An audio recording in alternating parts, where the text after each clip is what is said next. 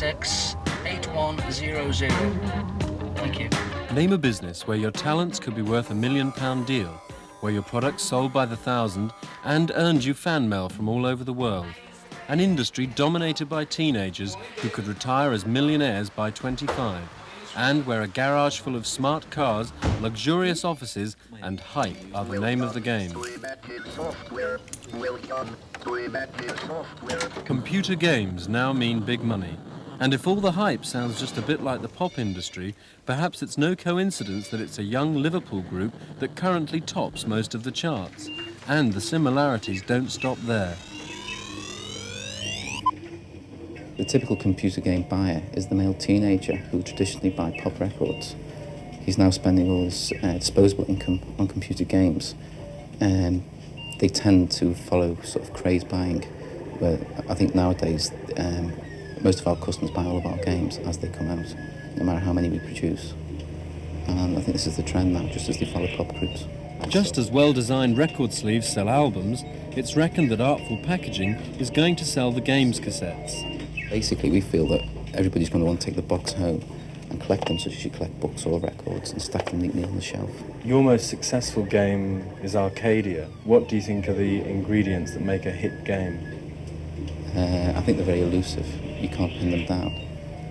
It's very, very difficult to write a best-selling game, just as it is to write a best-selling pop record. Do you get much feedback from your customers? Yeah, we get a lot of letters. We get a lot of letters praising the games, asking for autographed posters and so on. They want the autograph of the author of the game? Yes. Ian, how long have you been writing computer games? About 4 years. Once you've written a hit game, do you feel under pressure that the next one's got to be better or as good as? Oh yes, they've always got to be better than the last one. That's the main feature, which makes it quite difficult. It's a certain amount of pressure, but the rewards are there as well, you see. I'm writing a game at the moment, at the back of my mind all the time is whether it's going to be as good as the last one, because people expect it of you, and they do really. And the critics in the magazines, the first thing they'll say if it's not as good as the last one is it's not as good as the last one. There's a big problem with illegal taping in the music business. Do you suffer from pirating in this business? Pirating of computer cassettes is a big problem.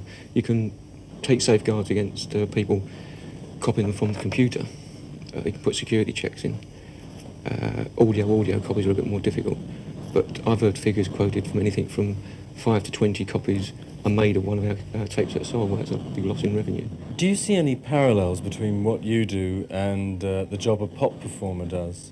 I don't see myself as a pop performer. I don't see myself in that same sort of way.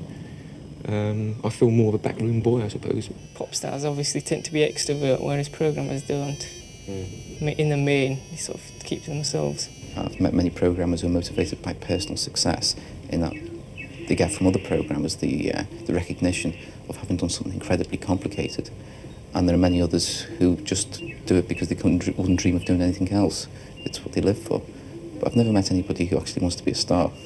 It had to happen sooner or later. Big record companies like Virgin, threatened by falling record sales, are now in on the game too, and unashamedly promoting their young programmers just as they would pop stars. Darryl Bowers, 15, in addition to being a computer addict, plays a synthesizer in a local pop group. Steve. The cassettes come complete with biographical details to help attract cult followings for the programmers. Brennon, 16, and his hobbies are skiing, karate and squash.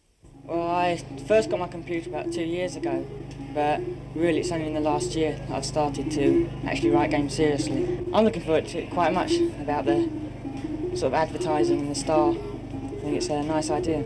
I don't know if the postman will be able to take it. Sales of computer games will soon overtake LP sales, and as the games boom gets bigger, the hype that goes with it is going to bring it even closer to the pop scene.